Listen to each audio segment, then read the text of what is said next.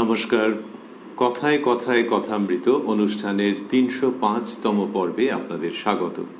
আপনারা এই অনুষ্ঠান দেখছেন প্রাণারাম বাংলা ইউটিউব চ্যানেলে, যেখানে সপ্তাহে ৬ দিন সোম থেকে শনিবার সম্প্রচারিত হয় কথায় কথায় কথামৃত। আর কোষ্ঠীপাথর প্রাণারাম ইউটিউব চ্যানেলে রবিবার থাকে শ্রী শ্রী মায়ের কথা। সবগুলি অনুষ্ঠানই শুরুর সময় রাত্রি ৯টা।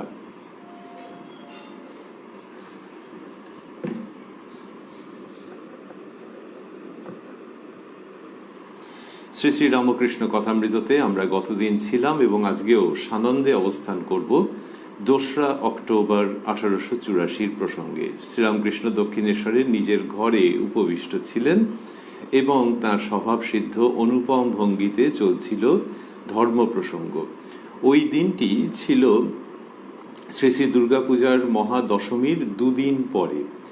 সেই দিনের প্রসঙ্গেই আমরা প্রত্যাবর্তন করব, একটুখানি পূর্ব কথা স্মরণ করে নিয়ে আমরা প্রবেশ করব শ্রী শ্রী রামকৃষ্ণ কথামৃততে, যার সূচনায় কথামৃতকার শ্রীযুক্ত মহেন্দ্রনাথ গুপ্ত বা শ্রীম বা মাস্টার মহাশয় উদ্ধৃত করছেন, তব কথামৃতং তপ্ত জীবনং কবিভিরীড়িতং কল্মষাপহং শ্রবণমঙ্গলং শ্রীমদাততং ভুবি গৃণন্তি ইয়ে ভূরিদা জনাঃ।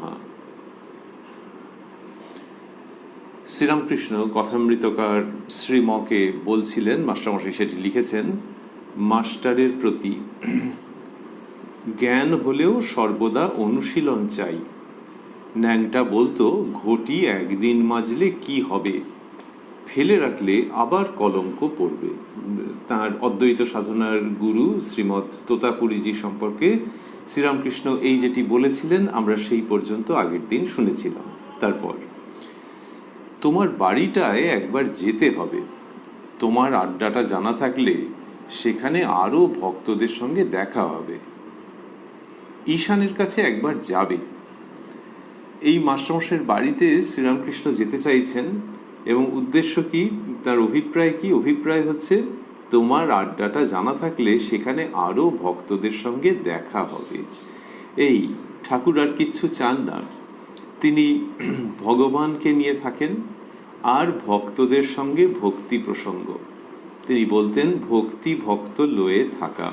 তো মাস্টারমশাইয়ের বাড়িটাতে বলছেন যেতে হবে এই জন্যে যে সেটা হলে ওখানে ভক্তদের সঙ্গে দেখা হবে তোমার আড্ডাটা জানা থাকলে। তা প্রথমে বলেছেন তোমার বাড়িটায় একবার যেতে হবে, তারপর বলছেন তোমার আড্ডাটা জানা থাকলে। শব্দের কি সুন্দর ব্যবহার এবং খুব আধুনিক বলে, খুব পরিচিত বলে মনে হয়। তবে এই ব্যাপারটি কিঞ্চিত অপরিচিত যে যিনি অবতীর্ণ হয়েছেন, অবতার পুরুষ যাকে বলা হয়েছে, যাকে লোকে সেইভাবে মান্য করেছে, তিনি বলছেন যে তোমার বাড়িটায় যেতে হবে, সেখানে আরো ভক্তদের সঙ্গে দেখা হবে। আচ্ছা, এরকমও হয়? সাধু মহাত্মা, তার কাছেই তো মানুষজন ছুটে ছুটে যাবেন, এর কাছেও যান, কিন্তু ইনিও আবার সেইটি বলা হয়েছে যে ঈশ্বরের দিকে যদি তুমি ১ পা এগোও, ঈশ্বর তোমার দিকে ১০০ পা এগিয়ে আসবেন। কোথাও বলা হয়েছে ১০০০ পা। তো এই ভক্তেরা শ্রীরামকৃষ্ণের কাছে গেছেন দক্ষিণেশ্বরে, এটা যেমন সত্য, আবার এখানে দেখা যাচ্ছে যে ঠাকুর শ্রীরামকৃষ্ণ তাদের কাছে আসতে চাইছেন। মাস্টারমশাইয়ের আড্ডাটাকে কেন্দ্র করে আরো ভক্তদের সঙ্গে দেখা হবে, এরকম বলছেন। এইটা দক্ষিণেশ্বর থেকে মাস্টারমশাইয়ের বাড়ি। এটা কত কিলোমিটার মতো হবে এখনকার হিসেবে? তখন তো মাইলে বলা হতো, এখনকার হিসেবে ওই ১০-১০.৫ কিলোমিটার মতো হবে। তো এরা দক্ষিণেশ্বরে যেতে পারছে না সবসময়, সেজন্য ঠাকুর ওইরকম ভাবে চলে আসছেন। আর এই ১০-১০.৫ কিলোমিটারকে হাজার লক্ষ কি কোটি গুণ করলে পাওয়া যাবে ওই কথাটির তাৎপর্য, যে তুমি ১ পা এগোলে, সেটা হচ্ছে শ্রীরামকৃষ্ণকে যিনি কিনা একটুও ডাকবেন, তাকে ভালোবাসবেন, তার প্রতি মন প্রাণ সমর্পণ করবেন নিঃস্বার্থভাবে। সমর্পণ কি সবাই করতে পারবে? কিন্তু যিনি যতটা করবেন তিনি তার ওই রকম অত অত অত গুণ কাছে চলে আসবেন। একবার ঠাকুরকে ডাকলে, একবার তাকে স্মরণ করলে, ভালোবেসে নিঃস্বার্থভাবে। তিনি যে পুজো চেয়েছেন তা তো নয়, প দিয়ে পুজো, আবার প দিয়ে প্রেম। সেই প্রেমের পুজো যদি কেউ বলে তাহলে ঠিক আছে, সেইটা যদি একটুখানি কেউ দিয়েছে তাহলে তিনি হাজার লক্ষ কোটি গুণ বেশি তার কাছে এসে উপস্থিত হন। এখানে আমরা দেখছি যে মাস্টারমশাইকে বলছেন তোমার আড্ডাটা জানা থাকলে সেখানে আরও ভক্তদের সঙ্গে দেখা হবে, ঈশানের কাছে একবার যাবে। শ্রীযুক্ত ঈশানচন্দ্র মুখোপাধ্যায় ঠাকুরের ভক্ত, তার কাছে যেতে মাস্টারমশাইকে তিনি আগ্রহ করছেন, সেই ব্যাপারে আদেশ করছেন। কিন্তু এও কি সুন্দর যে মাস্টারমশাইকে বলছেন যে তার মানে ভক্তরা পরস্পরের সঙ্গে যেন যুক্ত থাকে, তাদের মধ্যে যোগাযোগ থাকে, এটাতেও ঠাকুরের বিশেষ আনন্দ। মণিলালের প্রতি মণিলাল মল্লিক মহাশয় ব্রাহ্মভক্ত, তিনি উপস্থিত রয়েছেন, আমরা তার কথা আগে পেয়েছি, গতকাল ছিল। মাস্টারমশাই লিখছেন মণিলালের প্রতি। কেশব সেনের মা এসেছিল। কেশব সেনের সদ্য দেহাবসান হয়েছে অল্প কিছুকাল আগে, তার প্রসঙ্গে আসছে কথাগুলি। ঠাকুর বলছেন কেশব সেনের মা এসেছিল, তাদের বাড়ির ছোকরারা হরিনাম করলে সে তাদের প্রদক্ষিণ করে হাততালি দিতে লাগলো। মানে কেশববাবুর মায়ের কথা বলছেন। দেখলাম শোকে কাতর হয় নাই। এখানে এসে একাদশী করলে মালাটি লয়ে জপ করে বেশ ভক্তি দেখলাম। মণিলাল। কেশববাবুর পিতামহ রামকমল সেন ভক্ত ছিলেন, তুলসী কাননের মধ্যে বসে নাম করতেন। কেশবের বাপ প্যারীমোহনও ভক্ত বৈষ্ণব ছিলেন। শ্রীরামকৃষ্ণ। বাপ অরূপ না হলে ছেলে অমন ভক্ত হয় না। দেখো না বিজয়ের অবস্থা। শ্রীযুক্ত বিজয় কৃষ্ণ গোস্বামী মহাশয়ের কথা বলছেন। দেখো না বিজয়ের অবস্থা। বিজয়ের বাপ ভাগবত পড়তে পড়তে ভাবে অজ্ঞান হয়ে যেত। বিজয় মাঝে মাঝে হরি হরি বলে উঠে পড়ে মানে দাঁড়িয়ে ওঠেন, তিনি ভাবে দাঁড়িয়ে ওঠেন, সেটি বলছেন শ্রীরামকৃষ্ণ। আজকাল বিজয় যা সব দর্শন করছে সব ঠিক ঠিক। যা সবের পর মাস্টারমশাই বন্ধনীর মধ্যে লিখেছেন ঈশ্বরীয় রূপ। আজকাল বিজয় যা সব দর্শন করছে সব ঠিক ঠিক। সাকার নিরাকারের কথা বিজয় বললে যেমন বহুরূপীর রং, লাল নীল সবুজও হচ্ছে, আবার কোনো রঙই নাই, কখনো সগুণ কখনো নির্গুণ। এগুলি ঠাকুরের ভাব, কিন্তু বিজয়কৃষ্ণ গোস্বামী মশাই তাঁর একটা উপলব্ধিগত সমর্থনের জায়গা থেকে বলেছেন, তো ঠাকুরের সেটি আনন্দ হয়েছে যে বিজয়কৃষ্ণের সেই উপলব্ধি হয়েছে, অনুভূতি হয়েছে, সেখান থেকে তিনি ঠাকুরের কথার পুনরুক্তি করেছেন। এই সবটার মধ্যে শ্রীরামকৃষ্ণের আনন্দ, সেই আনন্দ আরও চলছে। আমরা লক্ষ্য করছি যে একজন ভক্ত, তার যেরকম অবস্থা, আজকাল বিজয় যা সব দর্শন করছে সব ঠিক ঠিক ঠিক ঠিক। শ্রীরামকৃষ্ণ বলছেন ওই বিজয় কৃষ্ণ অনুমান করা যায় যে তিনি ঠাকুরের কাছে বিবৃত করেছেন, এবং ঠাকুর তো সব লক্ষণ বুঝতেন, সেইখান থেকে বলছেন যে যা যা দর্শন করছে সব ঠিক ঠিক। এতে কি আনন্দ! তাহলে আজকে আমরা যে প্রসঙ্গের মধ্যে রয়েছি তাতে দেখছি যে ক্রমাগত ওটি হচ্ছে যে তোমার বাড়িতে যাব, তোমার আড্ডায়, সেখানে অন্য ভক্তদের সঙ্গে দেখা হবে, তুমি ঈশানের ওখানে যেও, ঈশানের বাড়ি যেও, ঈশানের কাছে একবার যাবে। তারপর বিজয় কৃষ্ণের কথা আসছে যে তার সব যে দর্শন হচ্ছে সব ঠিক ঠিক। এই ভক্ত নিয়ে শ্রীরামকৃষ্ণের আনন্দ করা। যখন কোনো অঙ্কের মাস্টারমশাই ধরা যাক, ছাত্রকে অঙ্ক শিখিয়েছেন, ও করেছেন এবং প্রথমে তার একটু অসুবিধা ছিল, পারতো না, উত্তর মিলত না। তারপরে এখন যেরকম করছে, তো তার সামনে হয়তো বলছেন না, কিন্তু অন্যদের কাছে, তার বাবা মায়ের কাছে বলছেন, বা আরেকজন শিক্ষক মশাইয়ের কাছে বলছেন যে এখন যে অঙ্ক করছে বুঝলে একদম ঠিক ঠিক করছে, আর খুব তাড়াতাড়ি করে দেয়।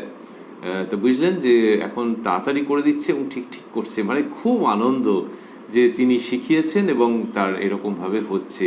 ঠিক সেই রকম শ্রীরামকৃষ্ণ বিজয় কৃষ্ণের সম্বন্ধে বলছেন, আজকাল বিজয় যা সব দর্শন করছে সব ঠিক ঠিক। এই আনন্দ শ্রীরামকৃষ্ণের যে হ্যাঁ হচ্ছে ঠিক। এই তিনি কি শিক্ষক বললে কম বলা হয়ে যাচ্ছে, তাকে বলা হবে আচার্য, তাকে বলা হবে গুরু, তাকে বলা হয়েছে যুগাচার্য মানে যুগের মানুষের যে সব অসুবিধে আছে সেইগুলি সম্পর্কে তিনি অসামান্য শিক্ষা প্রদান করে গেছেন, কি বিন্দুমাত্র প্রতিদানের আশা না রেখে। তিনি যুগাচার্য। যুগাচার্য বলা মানে অন্যরা তেমনটা নয়, এই প্রশ্নটাই আসছে না অবান্তর। কিন্তু তিনি যা বলছেন তার মধ্যে যুগের ওষুধ, যুগের শিক্ষা, যুগের সহানুভূতি, যুগের প্রেম, যুগের স্পেস ইন হার্ট, সেই সমস্ত পাওয়া যায় যুগাচার্য শ্রীরামকৃষ্ণের মধ্যে। বলছেন বিজয় বেশ সরল, খুব উদার সরল না হলে ঈশ্বরকে পাওয়া যায় না। তা বললেন যে বিজয় বেশ সরল, খুব উদার সরল না হলে ঈশ্বরকে পাওয়া যায় না। ওই যে বিজয় কৃষ্ণ গোস্বামী তার পিতৃদেবের কথা বলেছেন, প্রশস্তি করেছেন, তারপরে কিন্তু এইটাতে আসছেন। তাহলে বিজয় কৃষ্ণ একজন বয়স্ক মানুষ, তিনি ব্রাহ্ম সমাজের আচার্য, নেতা। তার সম্পর্কে যখন মূল্যায়ন করছেন শ্রীরামকৃষ্ণ, তখন শেষের দিকে এই কথাটি চলে আসছে যে বিজয় খুব সরল। তার মানে পুরো প্রসঙ্গটা এইখানে যেন গিয়ে কনভার্জ করছে, এখানে যেন গিয়ে সব রকম দিক থেকে এসে মিলিত হচ্ছে যে বিজয় খুব সরল। এইটা শ্রীরামকৃষ্ণের উপদেশ শুধু নয়, তার নিজের ভাবের অন্যতম দিক। প্রথমত তিনি বলেছেন যে পণ্ডিত হলেই যে হবে তার কোনো মানে নেই, পণ্ডিতগুলো সব অনেক ওপরে থাকে কিন্তু নজর খারাপ দিকে।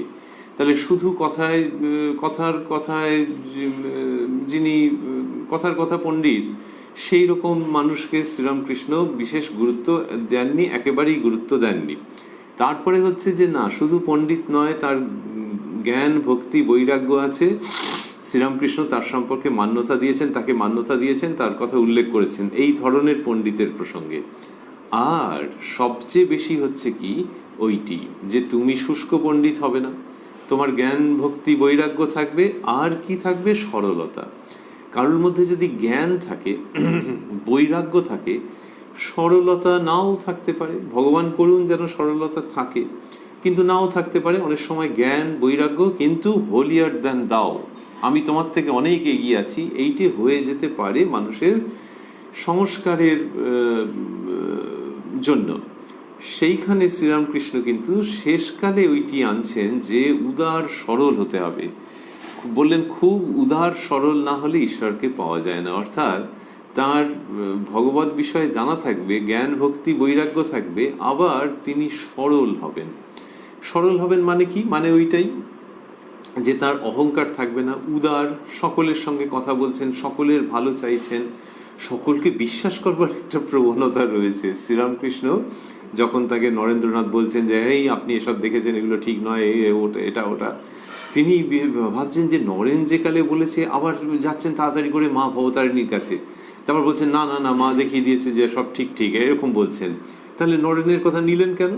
ওই যে যা বলছে সেরকম নিয়েছেন। আগেও আমরা দেখেছি, পরেও আছে প্রসঙ্গ, যে কেউ বলেছে যে শরতের হিম লাগলে ভালো, উনি গাড়িতে করে আসছিলেন, গলা বাড়িয়ে আছেন যাতে হিম লাগে, আর নিজেই বলছেন যে তারপর একবারে ঠান্ডা লেগে গেল। এই যে সরলতা, উদারতা, যে যে যা বলছে তাই ঠিক আছে। তো এইটা না থাকলে ঈশ্বর, না হলে ঈশ্বরকে পাওয়া যায় না। তা ওখানে তো শরতের হিম, ওইটা তো ভুল হয়ে গেল। ওখানে জাগতিক ব্যাপারে ভুল হয়ে যাবে, তো কোনো কোনো ক্ষেত্রে ভুল হয়ে যাবে ওরকম সরলতা থাকলে। কোনো কোনো ক্ষেত্রে লোকে হয়তো ঠকিয়েও নেবে।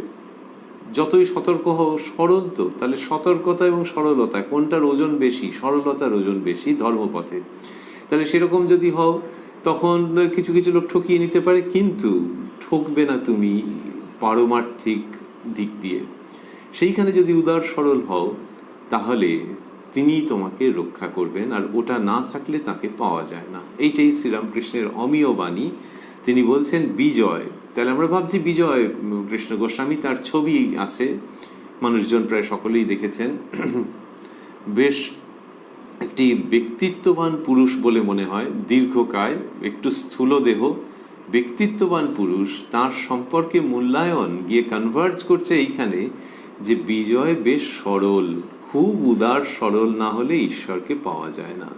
তাহলে শ্রীরামকৃষ্ণ যে ভক্তের ছবি এঁকেছেন সেটি সরলতার তুলিতে। বলছেন বিজয় কাল অধর সেনের বাড়িতে গিয়েছিল, তা যেন আপনার বাড়ি, সবাই যেন আপনার।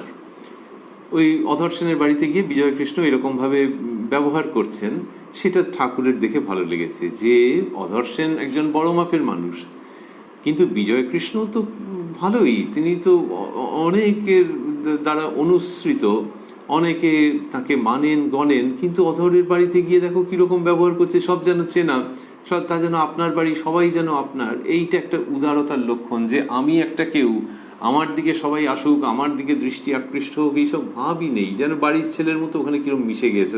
দেখো, বিষয় বুদ্ধি না গেলে উদার সরল হয় না। এই কথাগুলিকে মাস্টারমশাই স্থূলাক্ষরে দিয়েছেন। বিষয় বুদ্ধি না গেলে উদার সরল হয় না।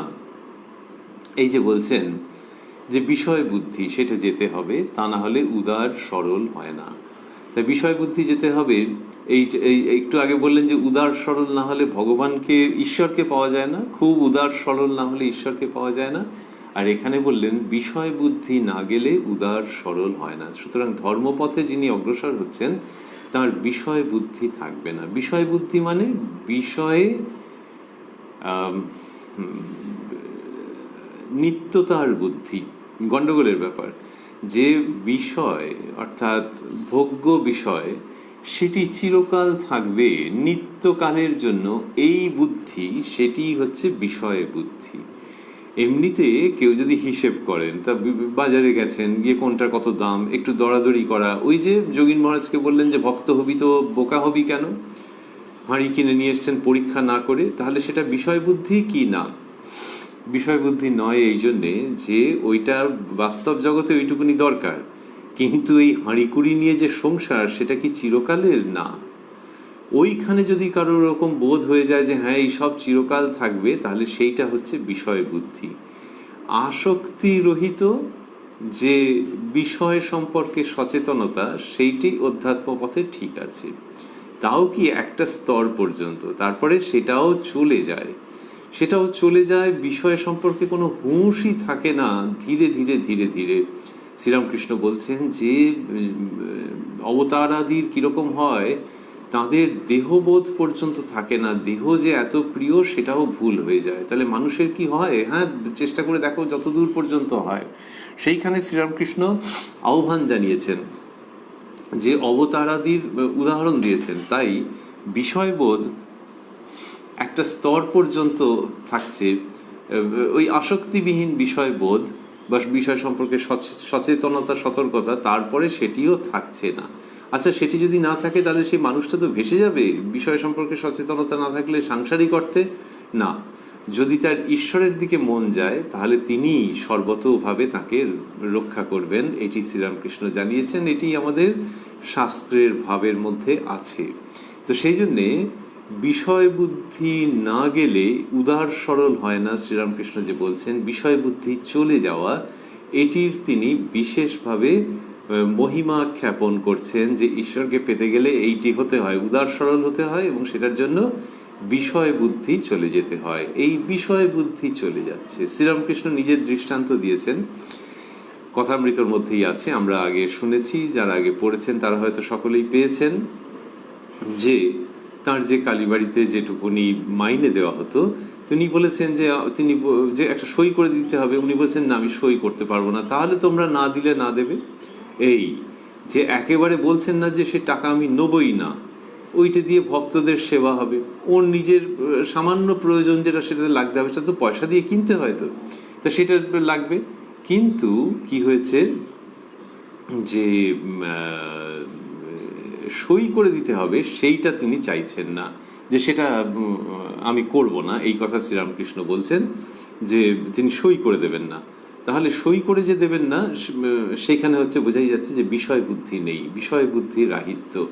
এইটি শ্রীরামকৃষ্ণের বিশেষ শিক্ষা।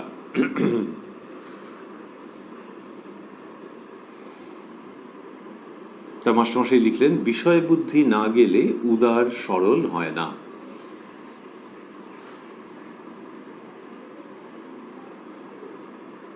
তারপরে কি হচ্ছে লিখছেন, এই বলিয়া ঠাকুর গান গাহিতেছেন, অমূল্য ধন পাবিরে মন হলে খাঁটি, অমূল্য ধন পাবিরে মন হলে খাঁটি। গানের এই প্রথম পংক্তিটিও স্থূলাক্ষরে দেওয়া আছে, অমূল্য ধন পাবিরে মন হলে খাঁটি। এটি শ্রীরামকৃষ্ণ গাইছেন।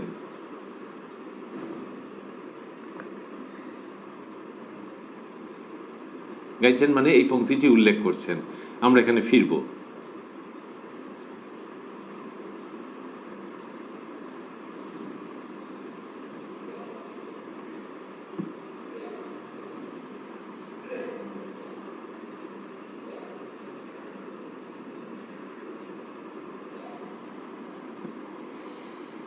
এই বলিয়া ঠাকুর গান গাইতেছেন, অমূল্য ধন পাবি রে মন হলে খাঁটি। তাহলে মন খাঁটি হলে অমূল্য ধন পাওয়া যাবে, এটি শ্রীরামকৃষ্ণ বলছেন। এইবার অমূল্য ধন তিনি নিজে অন্যত্র গান গেয়েছেন। ডুব দে রে মন কালী বলে, হৃদি রত্নাকরের অগাধ জলে, রত্নাকর নয় শূন্য কখনো, দু চার ডুবে ধন না পেলে। তাহলে ওই যে হৃদি রত্নাকর মানে সমুদ্র, আবার রত্নের আকর সমার্থক, হৃদি রত্নাকরের অগাধ জলে ডুব দিলে কি হবে, ওই রত্ন সব পাওয়া যাবে। আর শ্রীরামকৃষ্ণ অন্য গান গাইছেন একই রকম ভাব কতকটা, অমূল্য ধন পাবি রে মন হলে খাঁটি।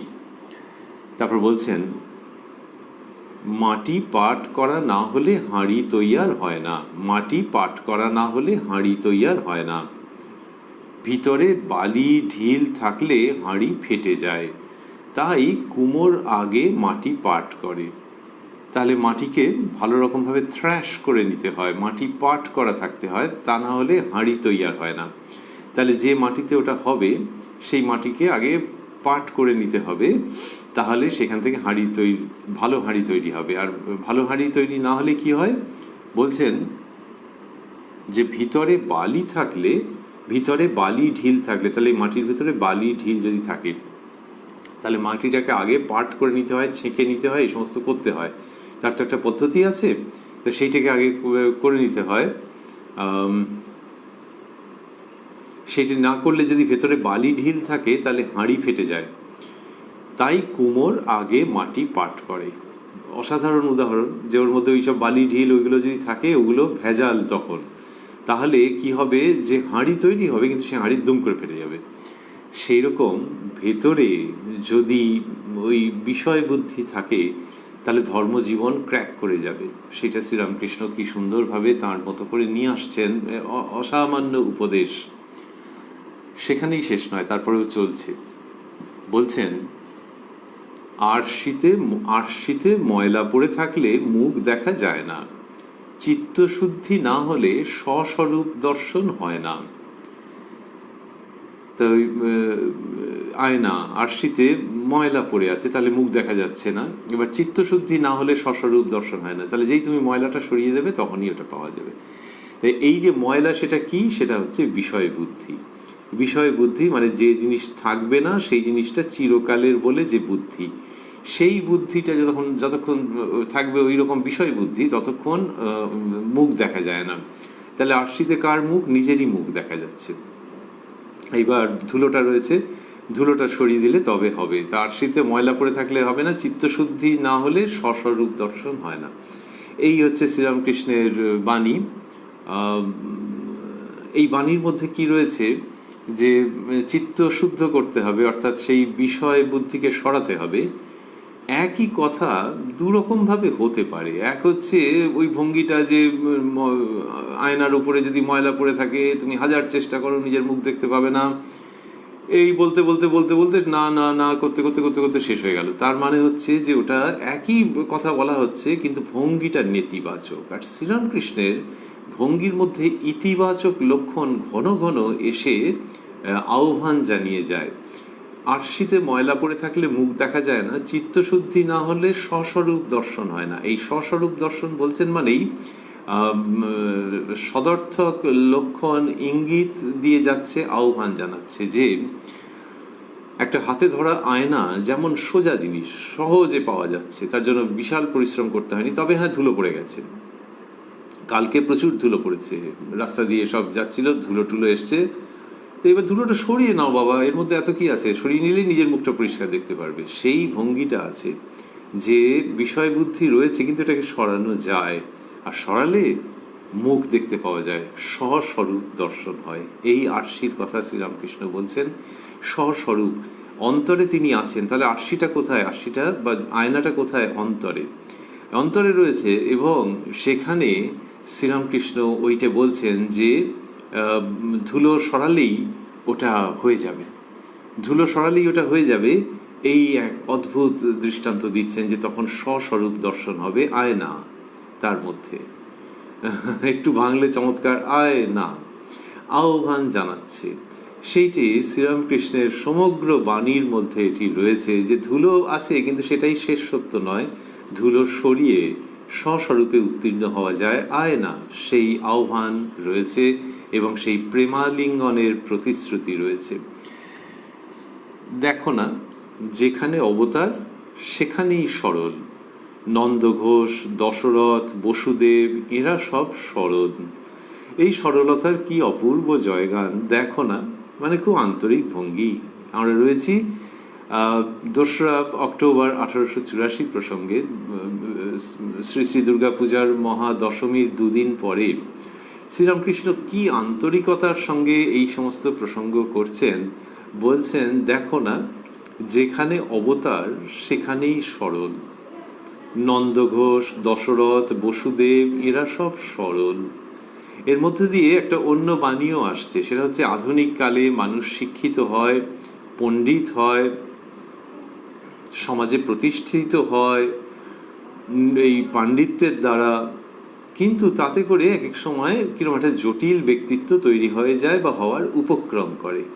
সেইটার সম্পর্কে সাবধান থাকবে। তোমার লেখাপড়া যদি করতে ইচ্ছে হয়, আরও করতে ইচ্ছে হয়, করো, কিন্তু জানবে যে ঈশ্বর লাভ করতে গেলে লেখাপড়াকে সরিয়ে দিতে হবে, ফেলে দিতে হবে, তা নয়।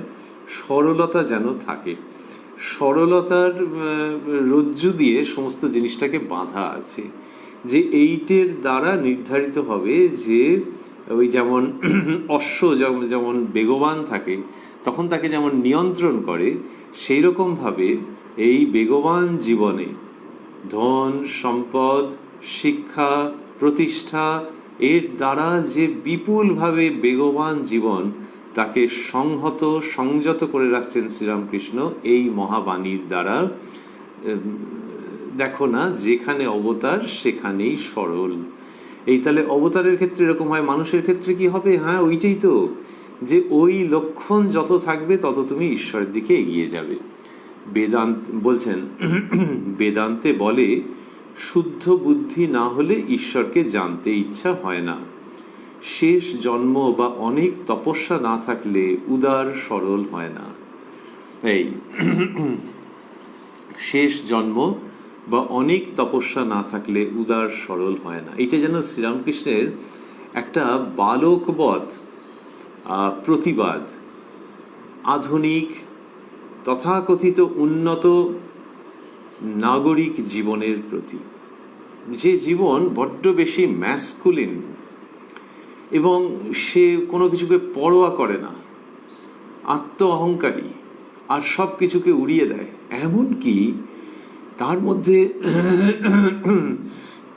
যাদের ধর্মবুদ্ধি আছে, এমনকি তার মধ্যে যাদের ধর্মবুদ্ধি আছে তাদের মধ্যেও কেমন একটা ভাব যে আমি জানি তোমরা জানো না, অথবা ধর্মের মধ্যে থেকে দর্শনের অংশটুকু নিয়ে তিনি অন্যের সঙ্গে বুদ্ধির জায়গায় প্রভুত্ব লাভ করেন বা লাভ করবার চেষ্টা করেন। এই সমস্ত ম্যাচিওর্ড চাইল্ডিশ নেচার, তার বিরুদ্ধে শ্রীরামকৃষ্ণের বালকবৎ প্রতিবাদ, যে এমনিতে তোমরা ম্যাচিওর্ড, কিন্তু after all this is childish. যে ওই যে অহংকার, ওই যে শাস্ত্র সব পড়েছো টড়েছো, এই নিয়ে ঢক্কা নিনাদ, ও কিছু হবে না, কিছু হবে না। কারণ কি জানো, ওটা অনেক সাধ্য সাধনার করলে হয়। শেষ জন্ম বা অনেক তপস্যা না থাকলে উদার সরল হয় না। এই যে বালকবৎ যে প্রতিবাদ, সেটি পাওয়া যায় শ্রীরামকৃষ্ণের উক্তির মধ্যে বিভিন্ন জায়গায়। এখানে সেই লক্ষণ রয়েছে। আরেক জায়গায় তিনি বলছেন, তোমাদের তো এত বড় বড় গোঁফ, তবু তোমরা ওইটির মধ্যেই রয়েছো, বলো। ওই কামিনী কাঞ্চনের প্রসঙ্গ বলছেন, বলতে বলতে বললেন বড় বড় গোঁফ, তার মানে ওই রকম আর কি, যে বয়স হয়েছে, নিজেদেরকে অ্যাডাল্ট বলে মনে করছো, সমাজে একটা প্রতিষ্ঠা আছে, সেইখান থেকে যেন একটা বাচ্চা ছেলে দেখছে যে বাহ ইয়া বড় বড় গোঁফ। আর তখনকার দিনে একটুখানি বেশ বাবু সমাজে নানান রকম প্রচলন তো ছিল, তা বাচ্চা ছেলে যেরকম দেখে বাহ কত বড় গোঁফ, তার মানে বিরাট বড় মাপের লোক, একটু ভয়েতে সিঁটিয়ে গেল, মায়ের কোলে চলে গেল, যারা গোঁফওয়ালা লোক এসছে, সেই ভঙ্গি। তোমাদের কিন্তু যা বলছেন তার মধ্যে ওই চাইল্ডিশ নেচারের প্রতি, চাইল্ড লাইক স্পিরিচুয়ালিটির সশব্দ প্রতিবাদ, যে তোমাদের তো এত বড় বড় গোঁফ, তবু বলো তোমরা ওরই মধ্যে রয়েছো, বলো। এই যে শ্রীরামকৃষ্ণ বলছেন, সেই তিনি এই নাগরিক ক্লেদ তার বিরুদ্ধে কণ্ঠস্বর আনছেন, এবং সেই ক্লেদ, সেই অহংকার, সেই অতিরিক্ত আত্মবুদ্ধি স্থূল অর্থে, সেটির বিরুদ্ধে তিনি যে প্রতিবাদ ধ্বনিত করছেন তাই নয়, তিনি মানুষকে ওই সব সরিয়ে ঈশ্বরীয় রাজপথে চলে আসার জন্যে মরমী আহ্বান জানাচ্ছেন। বললেন, শেষ জন্ম বা অনেক তপস্যা না থাকলে উদার সরল হয় না। এর মধ্যে কিন্তু এই আহ্বান রয়েছে যে এসো, এই পথে অবতীর্ণ হও। ঠাকুরের পা একটু ফুলো ফুলো বোধ হওয়াতে তিনি বালকের ন্যায় চিন্তিত আছেন। এটি আমরা আগেও দেখেছি যে পা একটু ফুলেছিল। সিঁথির মহেন্দ্র কবিরাজ আসিয়া প্রণাম করিলেন। এই যে ঠাকুর বালকবৎ অবস্থার কথা বলছিলেন, সেটা আবার একটু পাবো আমরা। সিঁথির মহেন্দ্র কবিরাজ আসিয়া প্রণাম করিলেন। শ্রীরামকৃষ্ণ প্রিয় মুখুজ্জে প্রভৃতি ভক্তদের প্রতি, কাল নারায়ণকে বললাম, তোর পা টিপে দেখ দেখি ডোব হয় কিনা। সে টিপে দেখলে ডোব হলো, তখন বাঁচলুম। মুখুজ্জের প্রতি, তুমি একবার তোমার পা টিপে দেখো তো ডোব হয়েছে। প্রিয়নাথ মুখার্জি মশাই রয়েছে, প্রিয়নাথ মুখোপাধ্যায় মশাই রয়েছেন, তাকে এরকম বলছেন। মুখুজ্জে, আজ্ঞা হাঁ। শ্রীরামকৃষ্ণ, আহ বাঁচলুম। মণিমল্লিক, কেন? আপনি স্রোতের জলে নাইবেন, সোরা ফোরা কেন খাওয়া? শ্রীরামকৃষ্ণ, না গো, তোমাদের রক্তের জোর আছে, তোমাদের আলাদা কথা। আমায় বালকের অবস্থায় রেখেছে। এইটি মাস্টারমশাই স্থূলাক্ষরে দিয়েছেন। আমায় বালকের অবস্থায় রেখেছে বলে বলছেন, ঘাস বনে একদিন কি কামড়ালে। আমি শুনেছিলাম সাপে যদি আবার কামড়ায় তাহলে বিষ তুলে লয়, তাই গর্তে হাত দিয়ে রইলাম। একজন এসে বললে, ও কি করছেন? সাপ যদি সেইখানটা আবার কামড়ায় তাহলে হয়, অন্য জায়গায় কামড়ালে হয় না। এইরকম তার ওই বালকের অবস্থা। তাই বলছেন যে ওই খুব প্ল্যান করে কিছু করবেন, ওই রকম হবে না। মণিমল্লিক মশাই বলেছেন যে আপনি স্রোতের জলে নাইবেন, তা ওইটা যে ওই জলের না, আবার কি গঙ্গার জলের প্রসঙ্গ আসছে তো, যে মা গঙ্গাকে শ্রীরামকৃষ্ণ যেরকম চোখে দেখেন সেটা তো আমাদের জানা আছে। তো সেইখানে গঙ্গার জলে নাইবেন ওই কারণে শরীর ভালো হয়ে যাবে বলে, তার শরীর ভালো বলে তিনি চিন্তিত যে রয়েছেন, এটা মাস্টারমশাই বলছেন একেবারে বাচ্চাদের মতো। তাহলে বাচ্চারা অনেক দূর গড়িয়ে ভাবে না, শুধু একটুখানি মুখটা কালো করে বসে থাকে হয়তো, আর বিশাল পরিমাণে ভাবছে না। তা ওইটা শ্রীরামকৃষ্ণ ওরকমের অবস্থা, এবং একে জিজ্ঞেস করছেন, ওকে জিজ্ঞেস করছেন। আর যখন ওরকম বলা হয়েছে যে আপনি স্রোতের জলে নাইবেন, বলে না ওইসব পারবো না। আর বললেন, না গো, তোমাদের রক্তের জোর আছে, তোমাদের আলাদা কথা। আমায় বালকের অবস্থায় রেখেছে। আমায় বালকের অবস্থায় রেখেছে, এটা ভারী অদ্ভুত যে আমার বালকের অবস্থা না, আমায় বালকের অবস্থায় রেখেছে। কে রেখেছে? ওই যার বালক তিনি, সেই জগদম্বা। তিনি বলতেন তিনি জগদম্বার বালক।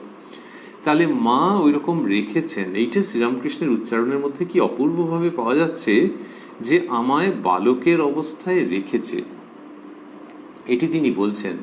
তো এই যে মা রেখেছেন, এইটি শ্রীরামকৃষ্ণের সর্বত্র যে তার যে অবস্থা, সেটা মা ওরকম করেছেন বলে তাই হয়েছে। আবার কি হয়েছে, যে তিনি যা বলেন সেটা মা বলান বলে বলেন। তিনি যন্ত্রী, আমি যন্ত্র, যেমন বলান তেমনি বলি।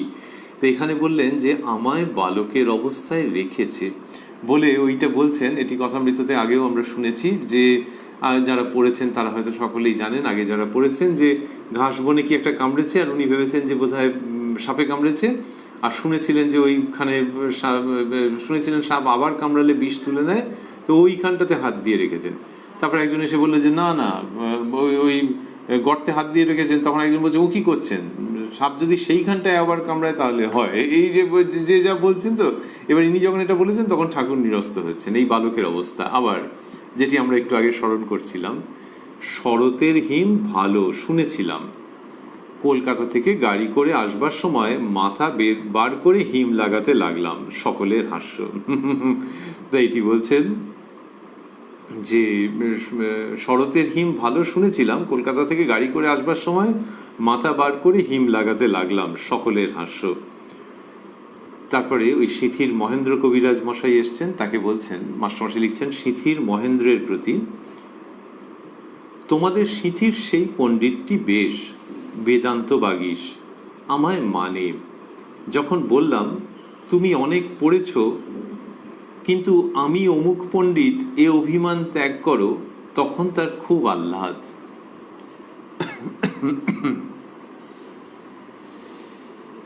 বলছেন যে সিথির পণ্ডিত মশাইয়ের কথা বলছেন এবং বলছেন তিনি বেদান্ত বাগীশ কিন্তু ঠাকুরকে মানেন। আমায় মানে, এই কথা যখন বলছেন, এই যে আমায় মানে, নিজের কথা বললেন, ভাবটা হচ্ছে যে আমার ভেতর দিয়ে যে কথাগুলো উঠছে সেই কথাগুলো সে নেয়, ওই জন্য ভালো লোক, কারণ এই ভেতরের যে কথাগুলো উঠছে এগুলো তো মাই বলছেন। এই ভাব আমায় মানে। যখন বললাম তুমি অনেক পড়েছ কিন্তু আমি অমুক পণ্ডিত এ অভিমান ত্যাগ করো, তখন তার খুব আহ্লাদ। যিনি পণ্ডিত তাকেই শ্রীরামকৃষ্ণ বলে দিচ্ছেন। এই এমনি লোকে বলে নাকি? এমনি লোকে মন রাখা কথাবার্তা সাধারণত বলে, কি করবে মানুষ, সমাজে একটা নিরাপত্তা চায়। কিন্তু শ্রীরামকৃষ্ণের ভেতর দিয়ে মা কথা বলছেন, তিনি যেন মায়ের যন্ত্র হয়ে কথা বলছেন, সেই তিনি এরকম মুখের উপরে বলে দিলেন যে আমি অমুক পণ্ডিত এ অভিমান ত্যাগ করো, এবং তাতে সেই পণ্ডিত মশাইয়ের দেখা গেল খুব আহ্লাদ। সেইখান থেকে শ্রীরামকৃষ্ণ বলছেন যে তোমাদের সিথির সেই পণ্ডিতটি বেশ বেদান্ত বাগীশ, আমায় মানে। যখন বললাম তুমি অনেক পড়েছ কিন্তু আমি অমুক পণ্ডিত এ অভিমান ত্যাগ করো, তখন তার খুব আহ্লাদ। এই প্রসঙ্গের মধ্যে রয়েছেন শ্রীরামকৃষ্ণ, আমরাও রয়েছি। যে ভেতর থেকে ওইটি চলে গেলে, তখন ভেতর থেকে ওই জটিলতা বিষয় বুদ্ধি চলে গেলে তখন ঈশ্বরের দর্শন হয়। আমরা রয়েছি উদ্বোধন কার্যালয়ে প্রকাশিত শ্রী শ্রী রামকৃষ্ণ কথামৃতের 608 পৃষ্ঠায়। আমরা রয়েছি 2রা অক্টোবর 1884 প্রসঙ্গে। শ্রীরামকৃষ্ণের কৃপা সাপেক্ষে আমরা আবার আগামীকাল মিলিত হব এই কথায় কথায় কথামৃত অনুষ্ঠানে প্রাণারাম বাংলা ইউটিউব চ্যানেলে, যেখানে সপ্তাহে 6 দিন সোম থেকে শনিবার সম্প্রচারিত হয় এই অনুষ্ঠানটি কথায় কথায় কথামৃত। আর কোষ্টি পাথর প্রাণারাম ইউটিউব চ্যানেলে প্রত্যেক রবিবার থাকে শ্রী শ্রী মায়ের কথা। প্রত্যেকটি অনুষ্ঠানই শুরুর সময় রাত্রি 9টা। আর আজকের অনুষ্ঠান সমাপন করতে করতে আমরা ভাবছি শ্রীরামকৃষ্ণ কি চমৎকারভাবে এই সমস্ত প্রসঙ্গের মধ্যে ছিলেন, এবং সেখানে তিনি সরলতা উদারতার কথা বলছেন, এবং বলতে বলতে ওই যে গানটি গাইলেন, অমূল্য ধন পাবিরে মন, অমূল্য ধন পাবিরে মন হলে খাঁটি। এইটি যে তিনি গাইলেন সেটি আমাদের খুব চিত্তাকর্ষণ করে যে এইরকম হলে এরকমটা পাওয়া যায়। শ্রীরামকৃষ্ণের নিজের জীবনের মধ্যে আমরা স্মরণ করছিলাম যে সেই ভাবটি পুরোপুরি রয়েছে। তিনি নিজে উদাহরণ দিচ্ছিলেন যে সেই ঘাস বনের কথা এবং শরতের হিম লাগানোর কথা, এই সমস্তটার মধ্য দিয়ে আমরা যেখানে উপনীত হচ্ছি সেটি হচ্ছে যে ওই সরলতা, ওই উদারতা, ওই বিষয় বুদ্ধিবিহীনতা, ওই আসক্তি ক্লেদ বর্জিত অবস্থা, সেটি হলে তাকে পাওয়া যাবে। ঠাকুর শ্রীরামকৃষ্ণ যিনি নিজে ওই রকম, তাকে পেতে গেলে আমাদের মনের মধ্যে থেকেও এই সব বিষয় বুদ্ধির যে ধুলো, আসক্তির যে ক্লেদ, সেটিকে অপনয়ন করতে হবে। আমরা নিশ্চয়ই সেটার জন্য প্রযত্ন করব, তবে ঠাকুরের কৃপাতেই সেটি হবে। ঠাকুর যেন কৃপা বর্ষণ করবার জন্যই উন্মুখ হয়ে রয়েছেন এবং সেই জন্যই কথামৃতের মধ্য দিয়ে এই প্রসঙ্গগুলি আমাদের কাছে রাখছেন তিনি মাস্টারমশাইকে উপলক্ষ করে। তাই তার কাছেই প্রার্থনা যে তিনি যেন ভিতর থেকে ওই ধুলো ময়লা ক্লেদ যা কিছু আছে সেগুলি অপসারণ করবার ক্ষমতা আমাদের দেন, যাতে করে সেগুলি অপসৃত হলে আমরা শ্রীরামকৃষ্ণ রূপ অমূল্য ধন লাভ করি। ওং নিরঞ্জনং নিত্যমনন্ত রূপং ভক্তানুকম্পাধৃত বিগ্রহং বৈ ঈশাবতারং পরমেশমিড্যং তং রামকৃষ্ণং শিরসা নমামঃ।